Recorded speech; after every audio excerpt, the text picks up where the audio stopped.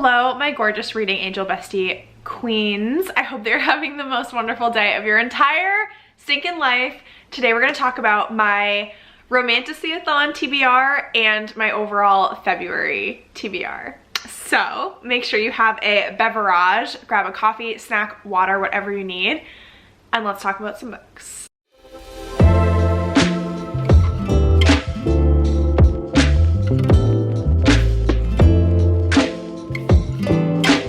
Okay, so I think we're gonna start with my Romanticiathon TBR. I am so stinking excited. I cannot wait for this readathon, y'all. It's gonna be so much fun. Also, if you still want to join us, there's absolutely time. Our readathon goes from February 12th through the 18th. It's a week-long readathon. We're focusing on reading fantasy romance, which is a favorite genre for so many of us.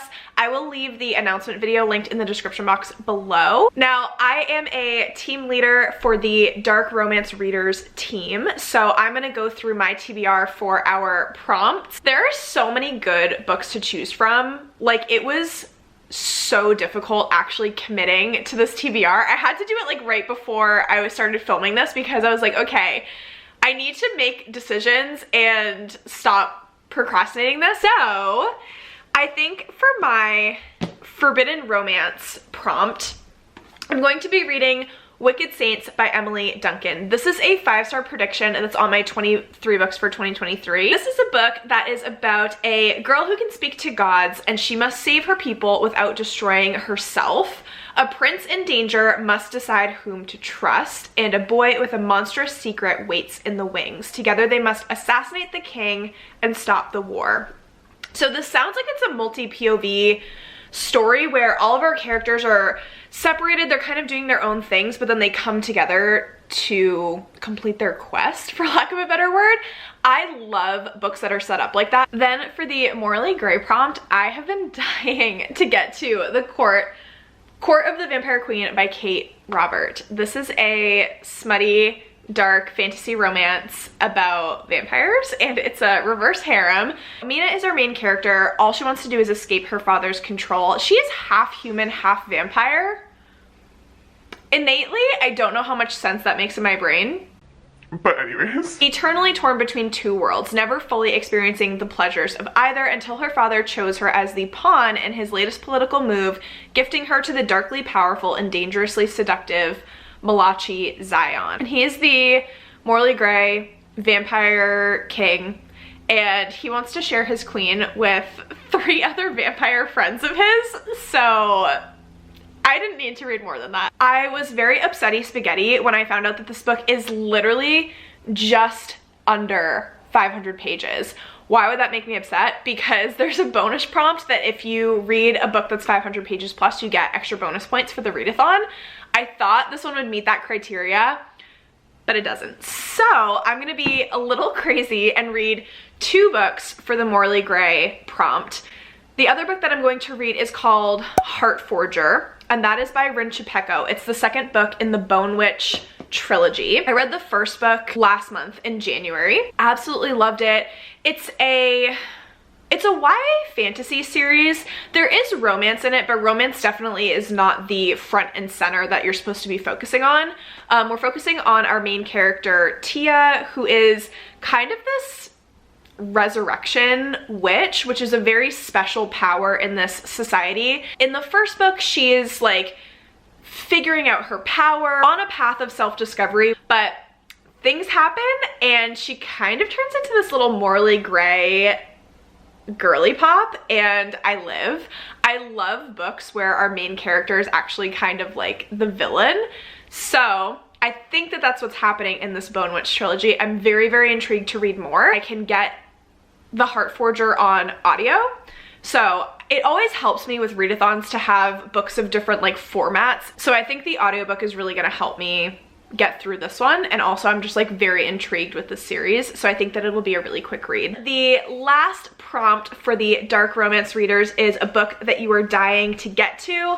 For me, that is going to be Mysteries of Thorn Manor by Margaret Rogerson. This just came out in January and I had to hold myself back from reading it right away because I wanted a little short, cute story to throw into my Romanticiathon TBR. I need a little shorty, you know what I mean?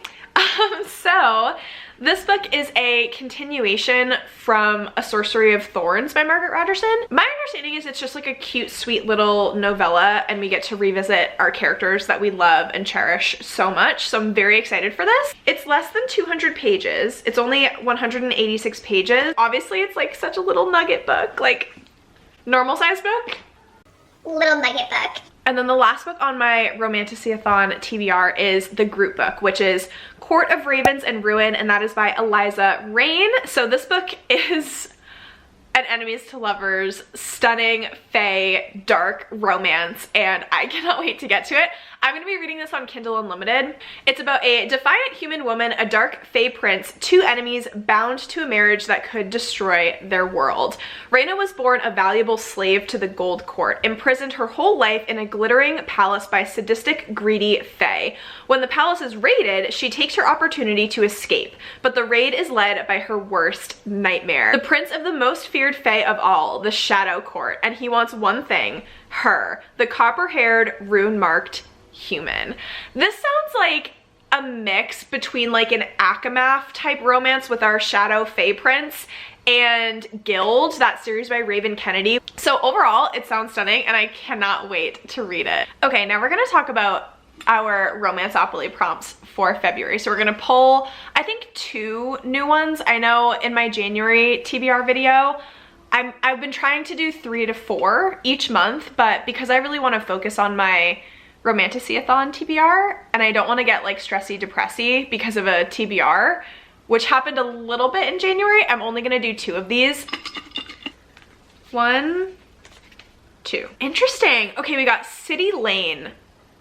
Read a fantasy that doesn't involve magic. This is gonna be hard. I need to consult my want to read. Okay, I think that I have found one that fits a fantasy that doesn't involve magic. When I tell you this is like the hardest prompt I've ever gotten. Oh my goodness. Okay, so I think that I've decided on Fireborn by Rosaria Munda. If any of y'all have read Fireborn, can you let me know if this fits the prompt or not? Because it's a little unclear, but it sounded like it kind of fit. Also, if you have any recommendations for this prompt, please leave them in the comments down below. I would highly, highly appreciate that. Okay, so Fireborn is about Annie and Lee. They were just children when a brutal revolution changed their world, giving everyone, even the lowborn, a chance to test into the governing class of dragon riders. Now they are both rising stars in the new regime, despite backgrounds that couldn't be more different. Annie's lowborn family was executed by dragonfire, while Lee's aristocratic family was murdered by revolutionaries. Growing up in the same orphanage forced their friendship, and 7 years of training have made them rivals for the top position in the dragon riding fleet. But everything changes when survivors from the old regime surface, bent on reclaiming the city. With war on the horizon and his relationship with Annie changing fast, Lee must choose to kill the only family he has left, or to betray everything he's come to believe in. And Annie must decide whether to protect the boy she loves or step up to be the champion her city needs.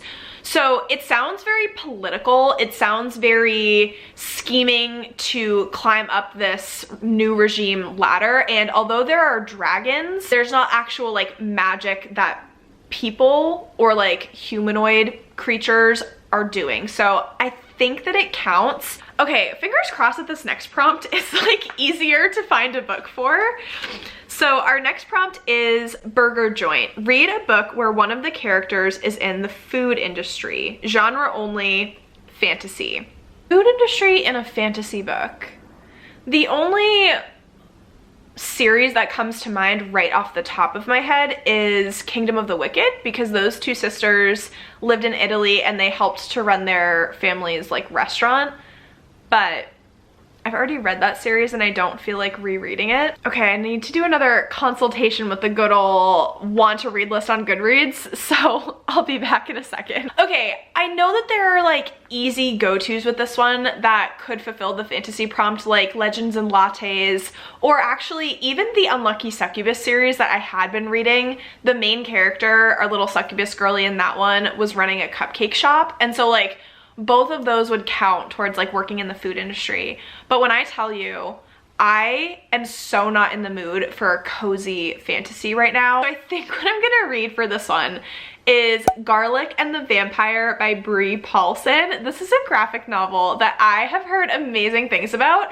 And okay, it might not meet the food industry per se, but our main characters are literally food, and so it counts, okay? Our main character, Garlic, feels as though she's always doing something wrong. At least with her friend Carrot by her side and the kindly witch Agnes encouraging her, Garlic is happy to just tend her garden where it is nice and safe. But when her village of vegetable folk learns that a bloodthirsty vampire has moved into the nearby castle, they all agree that in spite of her fear and self-doubt, Garlic is the obvious choice to confront him. And with everyone counting on her, Garlic reluctantly agrees to face the mysterious vampire, hoping she has what it takes. I'm sorry, I'm gonna cry reading that synopsis. That literally sounds so cute. I'm counting it and you can't tell me otherwise. So with that, my friends, that is my February TBR. I'm really, really excited. Please let me know down below what you are looking most forward to reading in February. Also, let me know if you're joining us for the Romanticiathon. And if you're playing Romance-opoly, let me know what prompts you pulled for February. Thank you so much for watching, and I'll see you in my next one.